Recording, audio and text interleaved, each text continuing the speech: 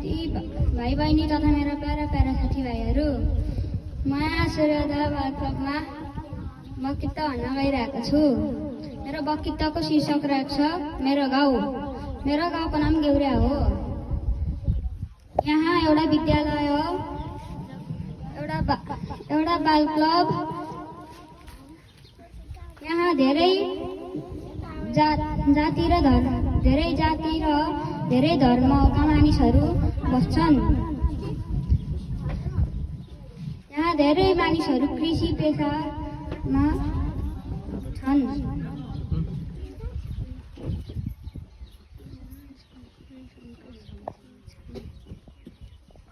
मेरो गाउँ एकदमै सुन्दर छ। मेरो गाउँ एकदमै सुन्दर छ। मेरो गाउँमा मेरो गाउँमा ठुल्ठुला घरहरू छन्। मेरो गाउँमा एउटा तोरी मिल र एउटा धान मिल पनि छ।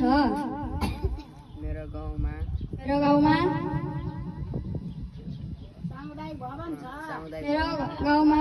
एउटा सामुदायिक भवन छ।